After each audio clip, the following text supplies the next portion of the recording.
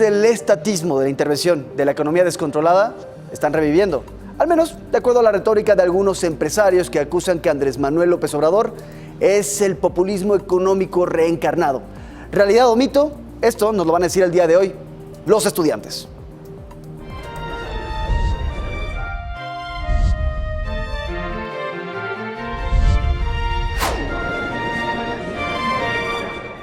¿Qué tal? Muy buenas noches, yo soy Víctor Hugo Michel, ya estamos en la facultad y esta noche tenemos debate universitario con un enfoque económico. Vamos a retroceder en el tiempo y nos vamos a detener en los sexenios de José López Portillo y de Luis Echeverría. Estos estudiantes que nos acompañan el día de hoy no habían nacido cuando ambos presidentes gobernaron México.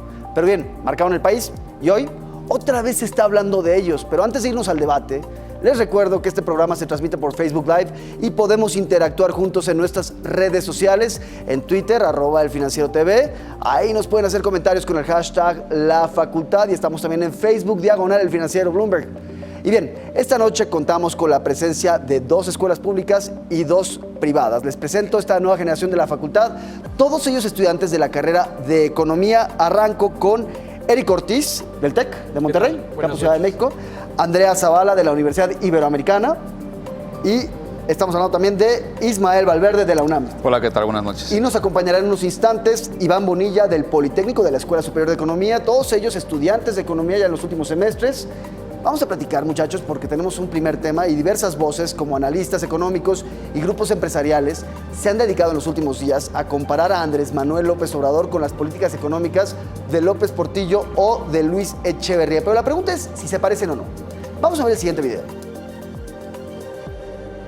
Ciertamente, desligar el proceso de modernización de nuestros verdaderos objetivos equivale a consolidar la dependencia de los países imperialistas a los que ustedes les hacen juego. Ustedes son las minorías privilegiadas y sus homólogos extranjeros a quienes afecta la denuncia de la explotación, la miseria y la injusticia social. Son los beneficiarios de la dependencia.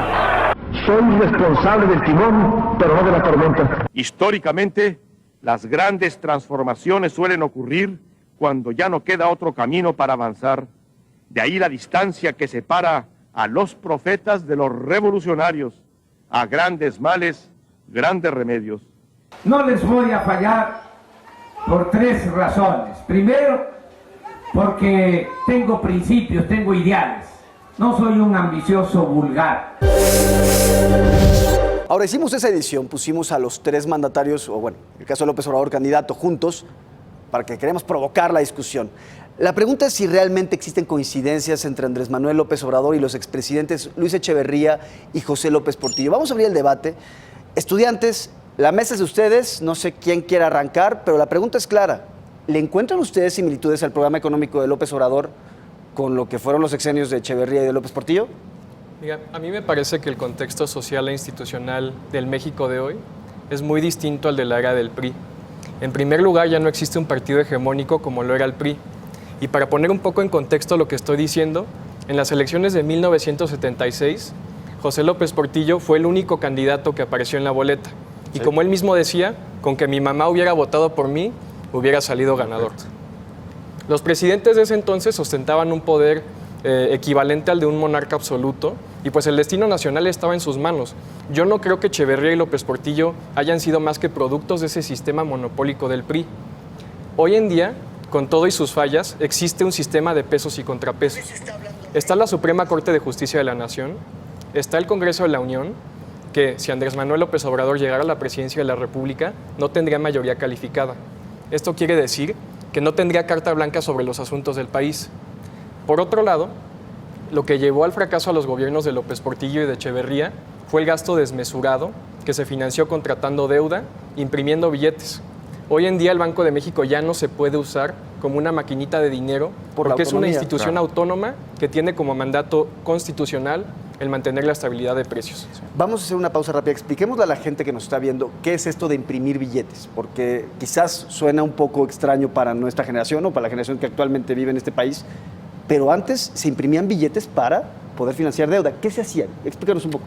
Así es, bueno, Cuando el gobierno quería financiar estos proyectos tan grandes como los que tenían López Portillo y Echeverría y no alcanzaba el dinero que recaudaban de los impuestos, acudían al mercado internacional a contratar deuda que estaba avalada por el petróleo o le ordenaban al Banco de México imprimir dinero para poder usar ese para financiar el gasto corriente del gobierno. Pero entonces lo que sucedía es que el valor adquisitivo del peso bajaba y la inflación se disparaba. ¿Algún comentario, Andrea? Sí, yo estoy de acuerdo con Eric. Con Eric. Yo creo que las condiciones económicas y también del país en este momento y ahora son muy diferentes, digamos. Las causas por las que esos dos modelos se agotaron en el 76 y el 82 con López Portillo y con Echeverría fueron además también muy disímiles. Por ejemplo, para explicar un poco, digamos, lo que le pasó en el 76 a López Portillo, a Echeverría, fue un problema en la cuenta corriente. Es decir, el sistema productivo en el país requería un gran coeficiente de importación, ¿no? Entonces, lo que México exportaba, digamos, turismo, que ganaba divisas, y además también agricultura, no daban las divisas suficientes para que el país pudiera mantener ese nivel de producción. Entonces, el país, como dice él, tenía que endeudarse para mantener ese nivel de importación. La deuda cuando estaba Echeverría llegó más o menos como a 22,000 millones de pesos. En el 82, siguiendo ese mismo patrón, ¿qué sucede? La deuda llega ahora a casi 81,000 millones de pesos, porque seguíamos en esa idea, pero además queremos mantener el tipo de cambio fijo. Creo que esas dos características ahora están cambiando. Ahora tenemos un tipo de cambio flexible que Obrador ha dicho que no va a tocar. Dijo que el tipo de cambio fluctúe como tenga que fluctuar, lo dijo en tercer grado hace un par de días cuando estuvo ahí con ellos. Y además también tenemos la característica de que Banjico ahora es bien o mal es autónomo. Entonces, Banjico, la Junta de Gobierno, no va a dar $1 partido por la mitad para una cosa que no sea mantener la estabilidad de precios y la confianza en los mercados. Entonces, bajo ese esquema, creo que las características no son las mismas y creo que entonces decir que el modelo puede ser el mismo me parece un poco exagerado. Andrea, por favor. No estoy de acuerdo, la verdad. O sea, yo creo que el verdadero conflicto es, a ver, el gobierno de Echeverría, al igual que el gobierno de López Portillo, se basa con un gasto gubernamental fuerte, que es lo mismo que pretende hacer López Obrador. Pero bueno, el gasto ahora está al doble con Peña Nieto. Es que además, Miguel, dejemos que Andrea platique, a ver, Okay. Cuéntanos. Si está al doble con Peña Nieto, ¿en cuánto va a estar con López Obrador, que pretende hacer 500,000 programas sociales? Bueno, Obrador bajó la deuda en términos reales cuando fue jefe de Pero gobierno. Andrea plantea un punto válido aquí y es algo que les plantearía a ustedes, se los pondría sobre la mesa. López Obrador ha planteado la posibilidad de construir varias refinerías, oscila conforme al día de 5 a 3. También está planteando programas sociales y está planteando no incrementar impuestos. Entonces, la pregunta que me queda ahí es, ¿de dónde saldrían estos recursos? Mira, quizás yo sí encuentro un símil, estoy de acuerdo contigo, en la obsesión con el petróleo. Esa idea de que es el oro negro que se nos dotó a los mexicanos casi de una forma divina y que es un recurso que nos va a sacar del subdesarrollo. Estoy de acuerdo que en esos planteamientos veo un símil entre López Obrador y las administraciones de estos cuates. AMLO y los hidrocarburos es un tema muy grande. Ha propuesto, como ya dices, las refinerías con costo de 6,000 millones de pesos y también congelar los precios. Pero regresando al tema del gasto desmesurado, creo que, como ya dije antes, sí existe hoy un sistema de pesos y contrapesos que ya no permiten ese gasto tan desmesurado. Por ejemplo, el gobierno de Peña Nieto justamente midió su gasto porque venía la amenaza de que nos bajaran la calificación crediticia. Entonces, ahí ya hay un sistema que no permite que la gente esté gastando tanto. Digamos, sí, midió su gasto, pero si tú ves la serie histórica, los requerimientos de financiamiento del sector público son el 44% del PIB. Claro, no estoy diciendo... Si eso es medir el gasto, imagínate lo que es medirlo. Sí, no estoy diciendo que haya hecho un uso eficiente del gasto, pero que sí hubo un contrapeso que impidió que se siguiera disparando.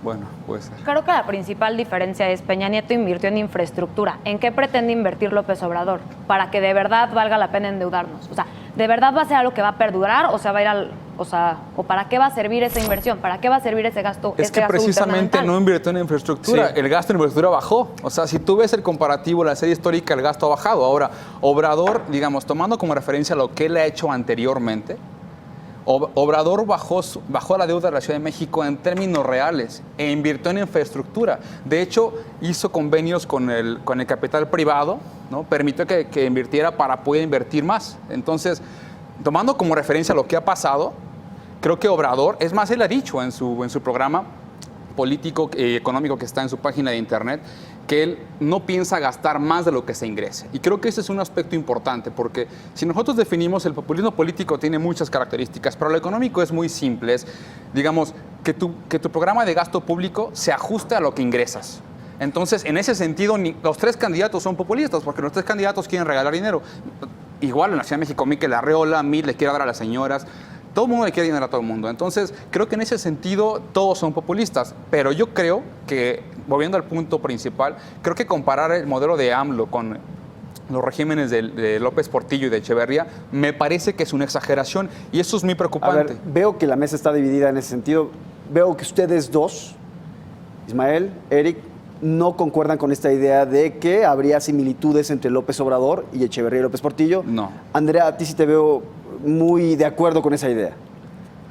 Sí, para mí es un gobierno interventor, sumamente interventor, que piensa, a ver, coincido totalmente con lo que dice Eric, referente a hidrocarburos.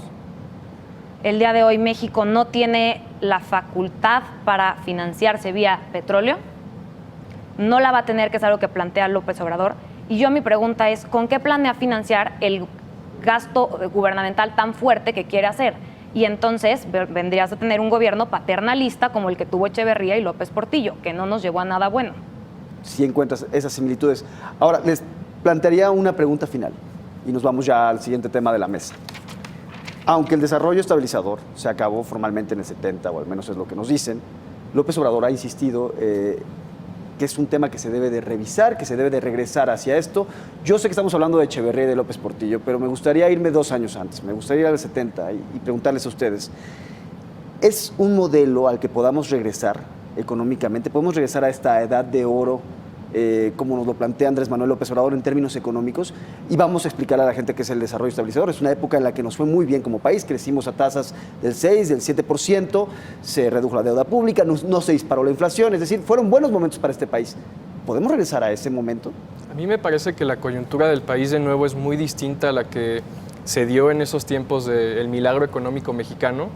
Quizás incluso las problemáticas del país, si bien pueden ser similares, se han transformado mucho y las formas en las que las podemos combatir también. Entonces, creo que haciendo un análisis profundo podríamos rescatar algunas cosas que funcionaron y que se pueden aplicar hoy en día, pero siempre teniendo una visión de futuro y no quedándonos anclados en visiones del pasado que se dieron en una coyuntura que ya no es la que hoy representa al país. Ismael.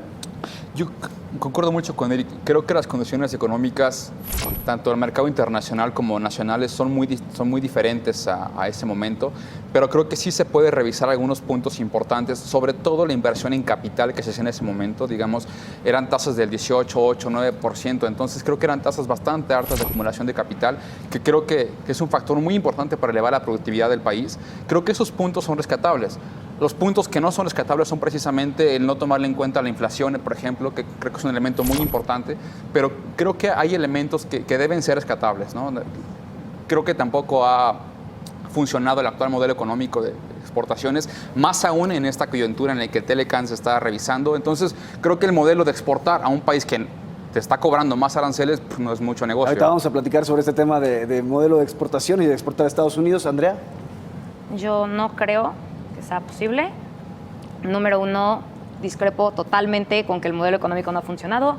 Los niveles inflacionarios, los menores fueron durante los gobiernos del 2000 al 2012. Después se despegaron, entonces creo Pero es que eso fue porque el Banco de México ya es autónomo y es su mandato constitucional protegerlo. No tiene nada que ver o poco que ver con lo que han hecho los presidentes de la República.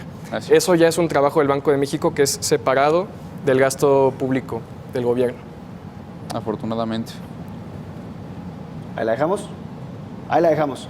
Bien, hacemos una pausa, pero antes les recuerdo que pueden interactuar con nosotros a través de nuestras redes sociales con el hashtag La Facultad. Ya llegó nuestro otro estudiante de la Escuela Superior de Economía del Politécnico. Tenemos 2 de escuela privada, 2 de escuela pública, pero la mesa está dividida. Ya volvemos.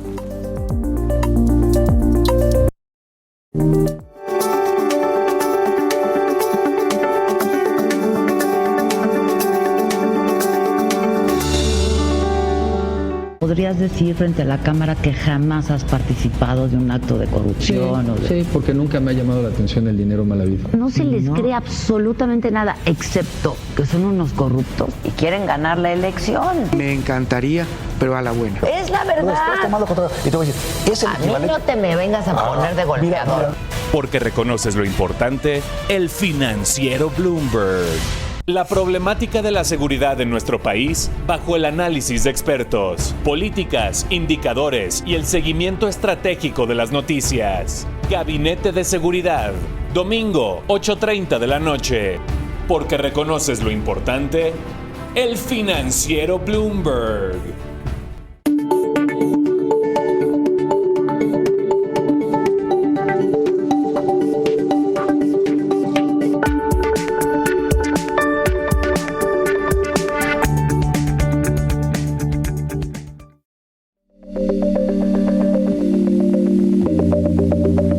Estamos de regreso en la facultad, gracias por seguir con nosotros. Les recuerdo que también estamos en Facebook Live y ahora bien, vamos al siguiente tema. Hay quienes preguntan por qué abordamos solo las propuestas de López Obrador y se los voy a decir así, es una realidad. Son las que más dudas y más curiosidad están generando y por eso platicamos con los estudiantes sobre el tema. Y hoy vamos a abordar otro tema, la autarquía.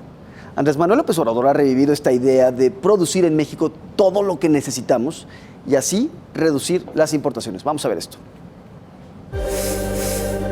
Vamos a rescatar al campo del abandono en que se encuentra y vamos a producir en México todo lo que consumimos.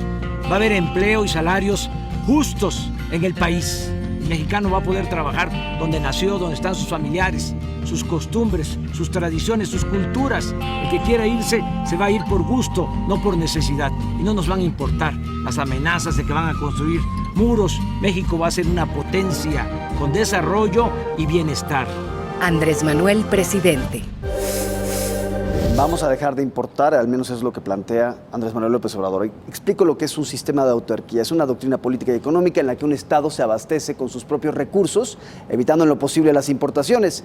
Ya vimos que ahí está, en alguna medida, permeando en la propuesta de Andrés Manuel López Obrador. Pero la pregunta que le voy a hacer a la mesa es, ¿ha funcionado alguna vez en la historia de un país esto? No depender de las importaciones de insumos.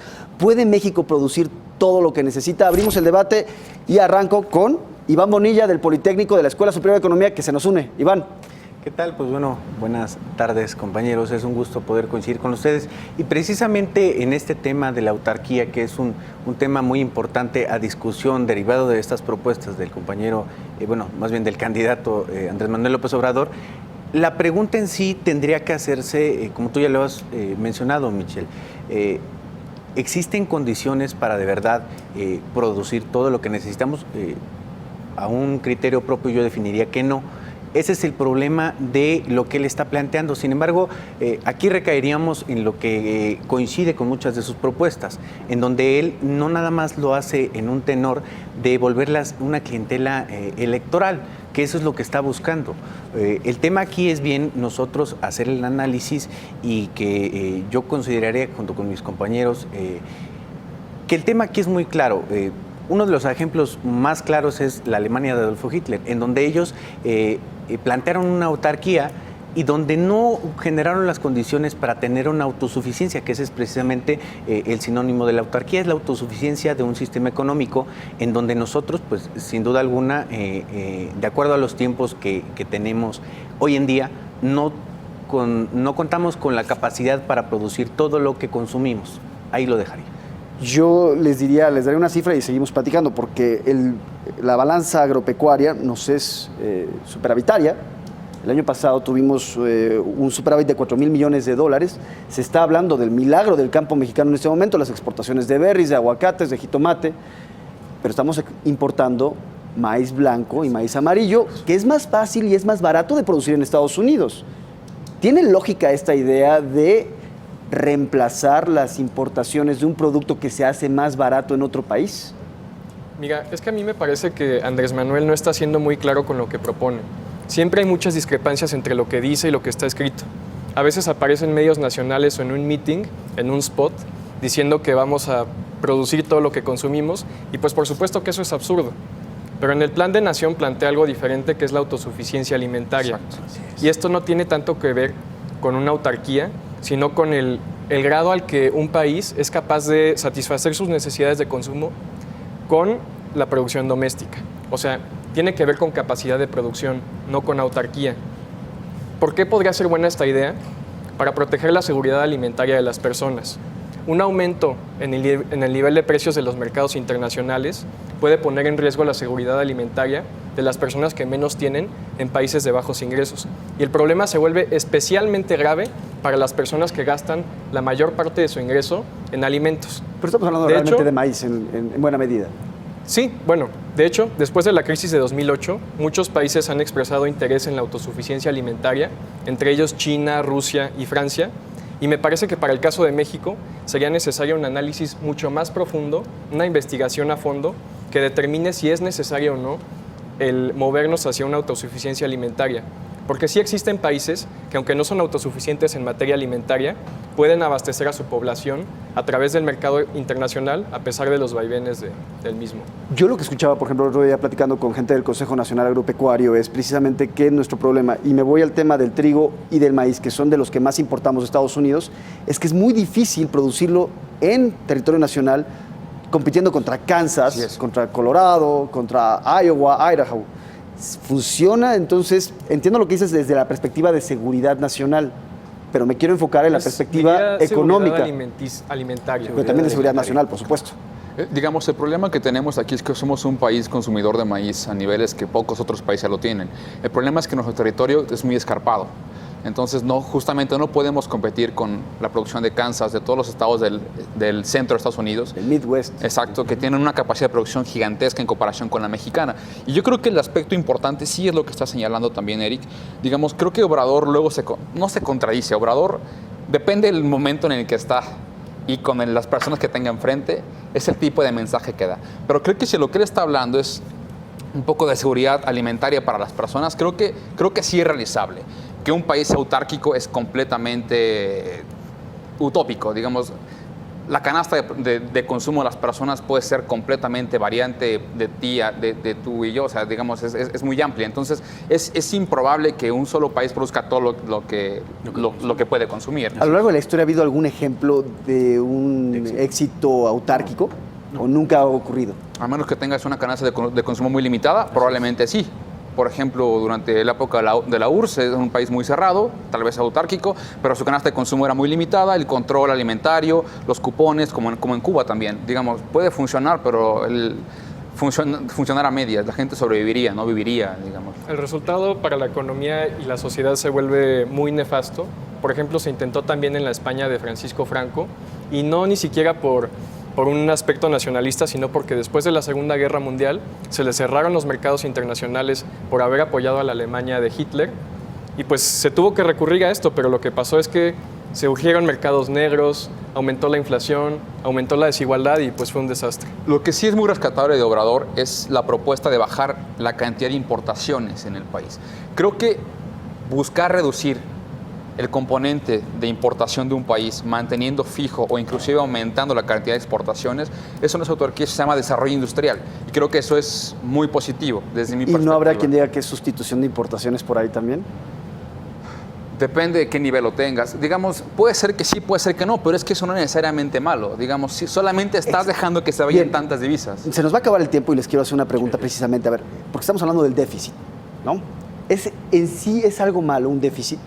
¿Qué es lo que les enseñan a ustedes en la escuela? ¿Qué es lo que les dicen a ustedes respecto a un déficit comercial? ¿Lo podemos ver como algo negativo de manera automática? No, por supuesto que no. O sea, sí hay ventajas que se pueden sacar del comercio internacional y no necesariamente el importar significa que es algo malo, ¿no? Como ya dijimos, si nosotros importamos productos más baratos de los Estados Unidos, nos estamos beneficiando nosotros. Gana el consumidor. Y más si ellos lo subsidian. Pero sí creo que se tiene que revisar el aspecto de la seguridad alimentaria porque es importante. No hay todavía ningún trabajo que analice el caso específico de México y me parece que es necesario que la investigación se continúe en el aspecto para ver si es necesario o no trabajar en la seguridad alimentaria del país. Iván. Bueno, yo coincido con mi compañero. Es malo desde qué enfoque lo ves, ¿no? O sea, aquí no tendría que ser una visión que tenga una sola arista, sino tiene que ser una visión que se bifurque, al menos. que tenga varias aristas para que puedas entender si un déficit, al medirlo así, bien, cómo te impacta económicamente tanto en el consumo y todo esto que va desencadenando, también para que tú replantees cómo estás implementando la política económica de tu país. Eso es a lo que vamos. Andrea. Yo, independientemente de eso, creo que el comercio internacional es buenísimo. Buenísimo en el sentido de te provee calidad, te provee ventajas en precios. Llegar a autarquía es completamente imposible.